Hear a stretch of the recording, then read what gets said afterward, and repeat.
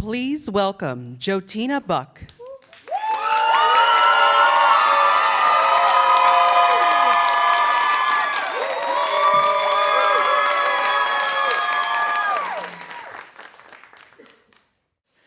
I'm sitting in my car, in my garage, and for a solid 30 minutes, I don't move. You know that moment when you pull into the garage after a long day of work, and instead of getting out, you just sit there? Yeah, that's me. This car has basically become my office, the last little pocket of alone time before stepping into everything else that demands my attention. The bills, emails, people, life, those things. And in this moment, I am beyond exhausted. And this is not just I need a nap kind of tired. But this is something deeper, a bone deep, soul level tired. One that sleep alone can't fix. You see, I'd spent years doing everything I was told to do that would lead to success. The showing up, grinding, proving my worth through my work. And yet, in that moment, I felt completely depleted and unfulfilled, as if I'd been pouring from a cup that had been empty for way too long. And by the end of the year, I hit a wall. And I was tired, not just from work, but from the entire system. The constant push for productivity, the expectation to always be on, tired.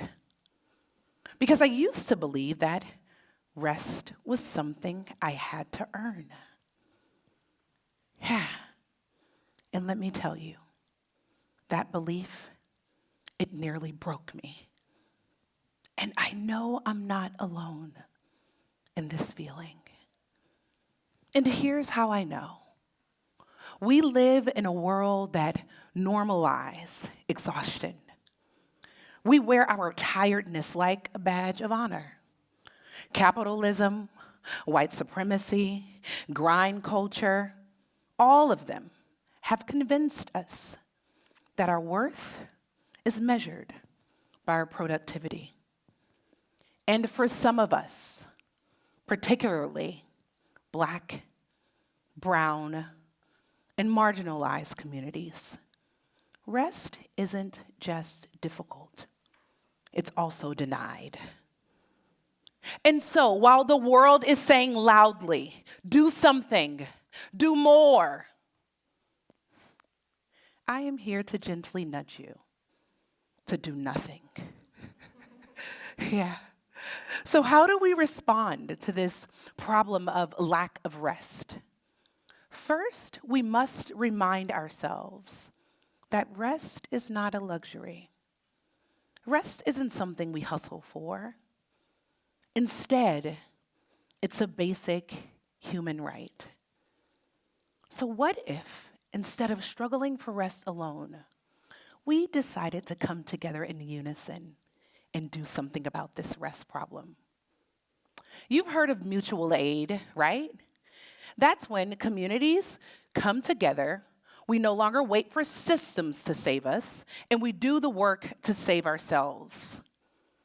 Imagine if we engaged in rest mutual aid. What could that look like?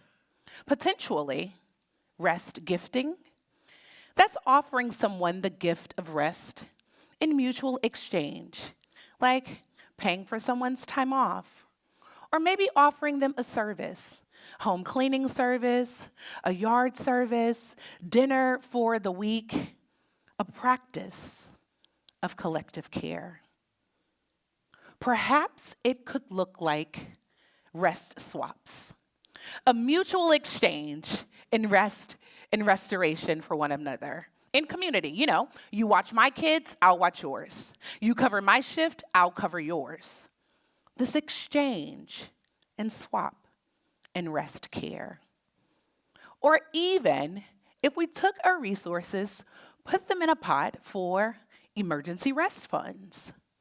Funds that are designated for those who are in need of immediate rest, especially during times of grief, times of life crisis, and deep exhaustion. Or probably even the two types of rest mutual aids I've engaged in the most: rest pods and rest circles. Rest pods are those intimate gatherings with your friends where you hold each other accountable for slowing down. Yeah? I absolutely love having D&D days with my friends. That's a do nothing day. We put on our favorite socks, we climb on the couch, we grab a blanket, we get all of our snacks, and we do nothing. I love it. It's the best. Or even rest circles.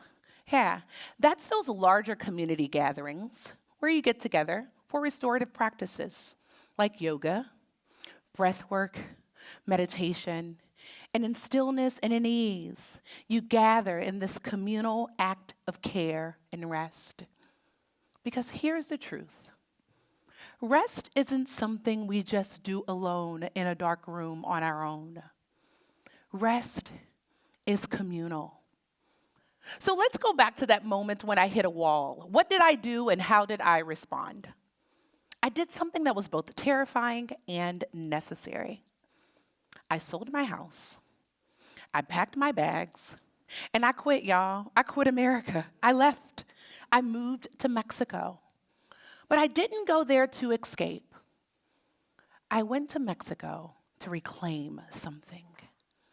I went there to unlearn that my worth is connected to my productivity.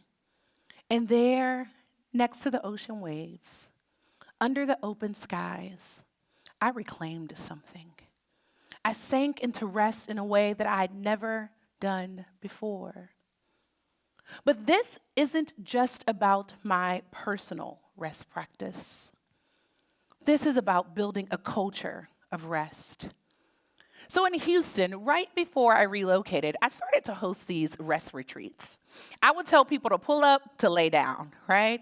Come to do nothing. But it was an intentional space, curated for folks to return home to ourselves in softness, in stillness, and in ease, in community.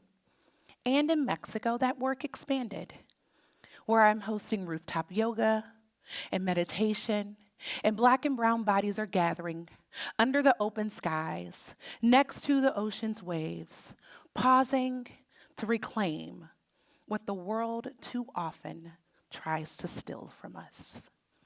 Yeah, I believe that we can live through resting. I have a story to tell you.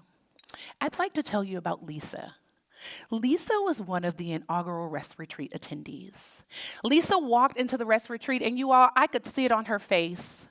She was like I was in that garage, unrested, exhausted, and tired, pouring from a cup that had been empty for way too long. And there in community, something shifted for Lisa. And by the end, Lisa didn't just leave with tools for her personal rest practice.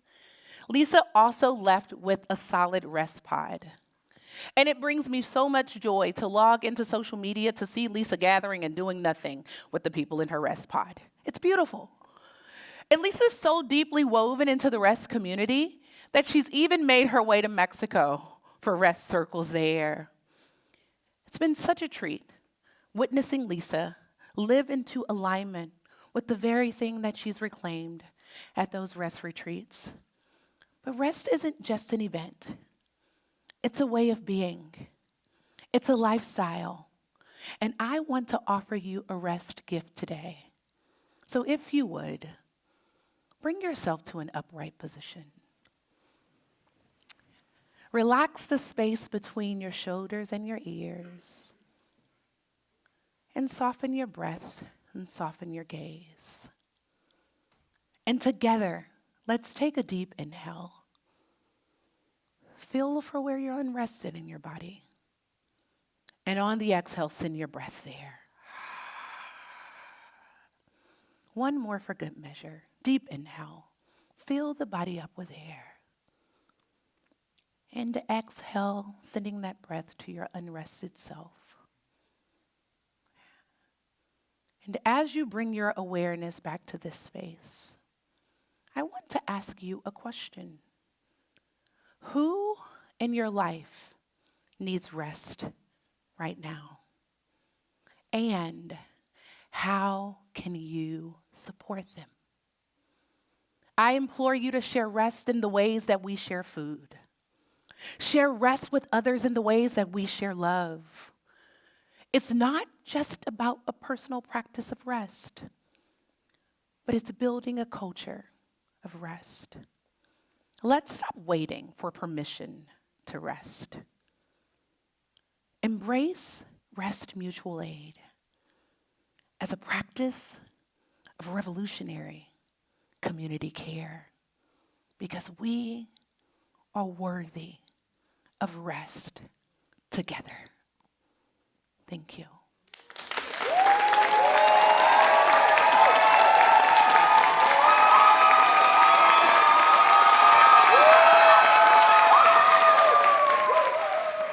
That was Jotina Buck.